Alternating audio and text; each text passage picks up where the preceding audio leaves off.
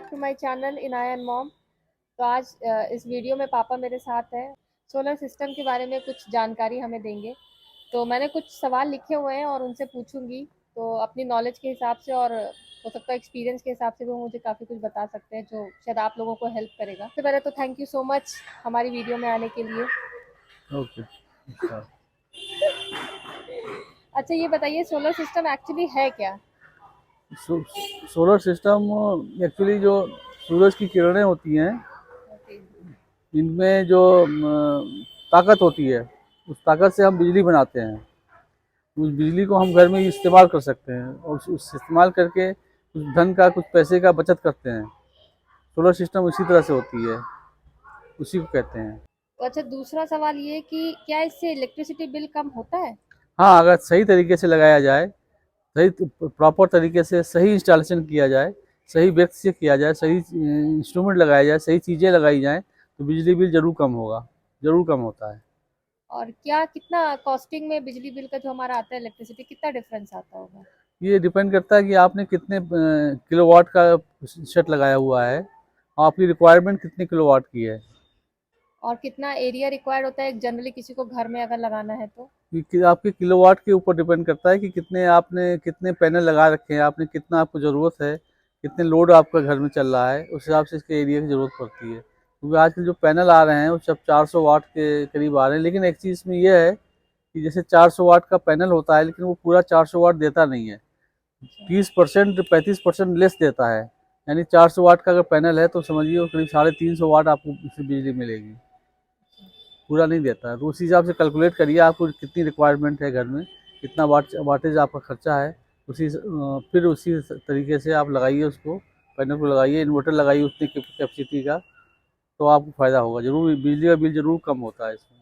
कोई जैसे 3 मेंबर या 4 मेंबर के लोग हैं हमारे और उनको घर में लगाना है तो कितना पैनल, एक रफली कितना पैनल हमें यूज नहीं, करना चाहिए? 3-4 आदमी के हिसाब से नहीं है ये। अच्छा। आपको कितनी रिक्वायरमेंट, आप घर में कितना कंजप्शन है, अच्छा। 1 किलोवाट का है, 2 किलोवाट का है, 3 किलोवाट का है, उस हिसाब से आप लगाइए उसको। और क्या क्या हम ऑपरेट कर सकते हैं? इससे आप सब कुछ ऑपरेट कर सकते हैं।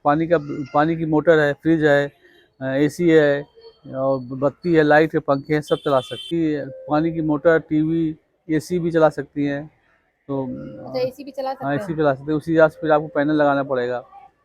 लेकिन जितनी आपकी लोड क्षमता है घर में, जितनी लोड है, उससे कम से कम आप 30% एक्स्ट्रा लगाइए इसमें पावर। क्योंकि कभी कभी धूप में आती है, कभी बादल आ जाते हैं, तो धूप धूप की पावर कम हो जाती है, तो उसमें जनरेशन बिजली का कम हो जाता है। तो ये जाड़े में और बरसात में भी कम होता है जब कोहरा छा जाता है। इसीलिए पैनल कैपेसिटी से थोड़ा ज़्यादा लगाना चाहिए। और क्या कॉस्टिंग पड़ती होगी हमारी एक पैनल की? एक पैनल की आजकल तो कीमत बहुत कम हो गई है पैनल की। आजकल तो सुनने में आ रहा है कि 22 रुपये, 24 रुपये, 22 से 24 रुपये प्रति वाट की पैनल कीमत पड़ रही है। जैसे आप 400 वाट का पैनल लेंगे तो करीब आपको 8,000, 5,000, 8500 का एक पैनल पड़ेगा।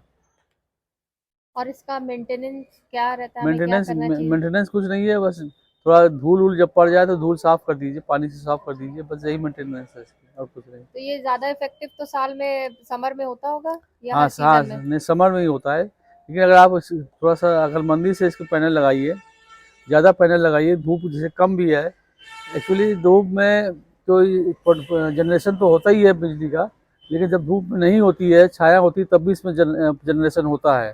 तो इस हिसाब से अगर छाया है, उस हिसाब से जब ज़्यादा पैनल लगाएंगे तो वो जनरेशन कवर कर लेता है। इंस्टॉलेशन जो हम करवाते हैं इसमें क्या क्या चीज हमें साथ में लगवानी चाहिए और क्या इसके साथ आता है, हमें क्या अलग से लेना पड़ता है?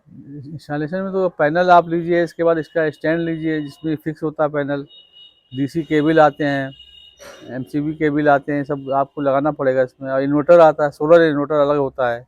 अच्छा। सोलर इन्वर्टर लगाइए, वो ज़रूरी है। और आपको सोलर इन्वर्टर 3 तरह के आ रहे हैं। एक ऑफ ऑफ ग्रिड है, एक ऑन ग्रिड है, एक हाइब्रिड ग्रिड है। ऑन ग्रिड जो होता है वो सिर्फ आपको उसमें बैटरी की ज़रूरत नहीं पड़ती है। लाइन जब बिजली से चलता है, वो जब लाइन रहेगी तभी काम करेगा। और ऑफ ग्रिड में आपको बैटरी लगानी पड़ेगी। बैटरी में आपकी एनर्जी स्टोर रहेगी। जैसे रात में आपकी सूरज नहीं है तो आप बैटरी का इस्तेमाल कर सकते हैं घर में लाइट जलाने के लिए। और जो और तीसरा जो आ रहा है उसमें दोनों तरह का काम होता है, ऑफ ग्रिड और ऑन ग्रिड दोनों होता है। वो थोड़ा कास्टली महंगा आता है। अच्छा, तो मतलब बैटरी ज़रूरी नहीं है, अगर आप डिपेंड करेगा आप कौन सा टाइप लगा रहे हैं। कौन सा टाइप लगा रहे हैं, लेकिन हम तो ये राय देंगे ऑफ ग्रिड लगाइए, उसमें बैटरी भी जरूरी है। वो बैटरी में दिन में अगर आपके पास एनर्जी आ रही है धूप की, तो आप एक तो घर चल रहा है, दूसरी जो एक्स्ट्रा एनर्जी बन रही है उससे आपकी बैटरी चार्ज होती रहती है। स्टोर कर सकते हैं। जो कि आपकी बैटरी जो स्टोर चार्ज होती है, वो आपके लाइट ना रहने पे, धूप ना रहने पे आपके काम आएगी वो। तो ये कितना इफेक्टिव है, क्या लगता है आपको? इफेक्टिव है, अगर सही तरीके से लगाया जाए, सही इंस्टॉलेशन सही हो और आपके कैपेसिटी के हिसाब से लगाया जाए, जितना लोड है उस हिसाब से लगाया जाए, बहुत इफेक्टिव है। अब तो धीरे-धीरे देख रहे हैं जैसे थोड़ा-सा इंडस्ट्रियल एरिया और हाँ। जगह भी लोग लगाना शुरू कर रहे हैं। हम्म। तो क्या फ्यूचर के लिए एनर्जी सेविंग के लिए एक अच्छा ऑप्शन है हाँ, ये? बहुत अच्छा ऑप्शन है, इसमें बिजनेस भी अच्छा लोग कर रहे हैं, हुँ। अच्छा पैसा कमा रहे हैं। कि एक बार मैं आपको छत पे दिखाऊँगी हमारे यहाँ जो लगा हुआ है सोलर पैनल, वो कितना हमने 6 पैनल लगाया है। हमारे तो 6 पैनल लगे हैं, 400 वाट के 6 पैनल लगे हैं। क्योंकि हमारे पास जगह नहीं थी इसलिए हमने इतना लगाया, लेकिन इतने से ही हमारा काम चल रहा है। हमारा फ्रिज है, 2 फ्रिज हैं, पंखे, बत्ती, पानी की मोटर है, वॉशिंग मशीन है, ये सब चल रही है। लेकिन अभी इतने में हमारा एसी नहीं चलता। अच्छा, एसी के लिए हमको और बढ़ाना पड़ेगा इसको। 3 kVA का हमारे पास इन्वर्टर लगा हुआ है, जिससे कि हमारी सब ज़रूरतें पूरी हो जाती हैं, एसी छोड़ के, एसी और हीटर छोड़ के। एक चीज़ और कहना चाहूँगा, जी।